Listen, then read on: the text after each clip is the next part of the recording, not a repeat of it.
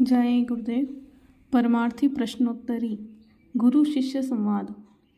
प्रश्न: स्वामी जी, भव पार जाने में सूरत का सहायक क्या हो सकता है? उत्तर: गुरु से प्रेम पकाना अव्वल काम है।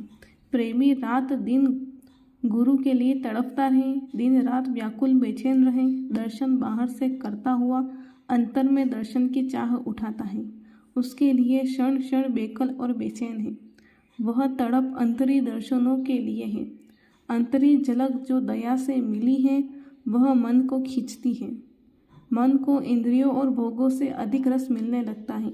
फिर यही मन सूरत का साथी बन जाता है। उसका भाव बदल जाता है। यह पुकार करता है आपके उन दर्शनों के लिए जो देह स्वरूप खत्म कर दिए हैं, जिनकी महिमा नहीं की जा सकती है, उसका वार पार नहीं है।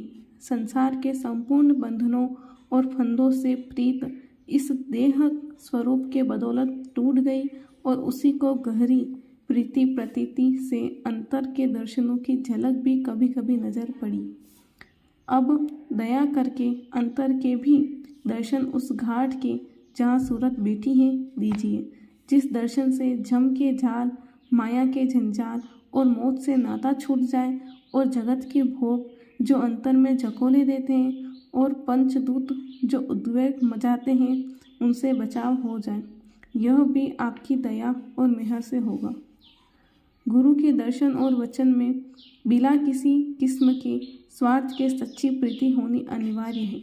दुनिया जितनी तरह की मोह में है, उनको उत्तम दर्जे की प्रीति और मोह माता का पुत्र के साथ जैसा है। बहुत दर्जों में यहाँ के हिसाब के अनुसार निस्वार्थ प्रीति है।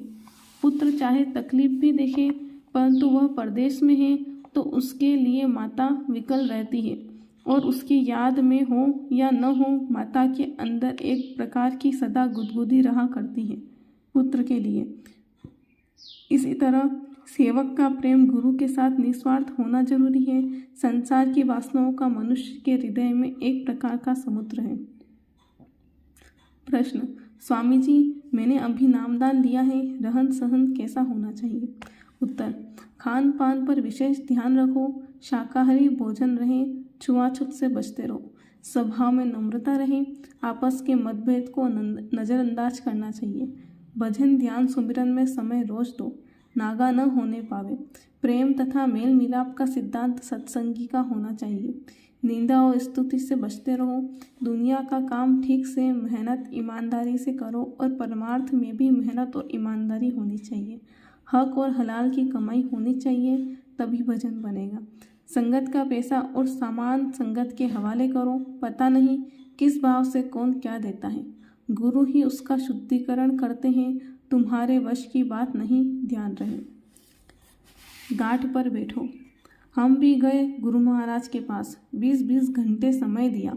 जब कभी गुरु महाराज से कहता तो कहते कि रास्ता सच्चा है, कमी तुम्हारे अंदर है, तुम समय नहीं देते हो। अगर मन भागता है तो समझो कि अपने में बहुत बड़ी कमी है। तुम यह समझकर अपनी साधना में लगे रहो कि तुम्हें अपना काम करना है। बाबा जय गुरुदेव। श्वासों की पूंजी अमोलक है, इसे व्यर्थ में मत जाने दो। जय गुरुदेव।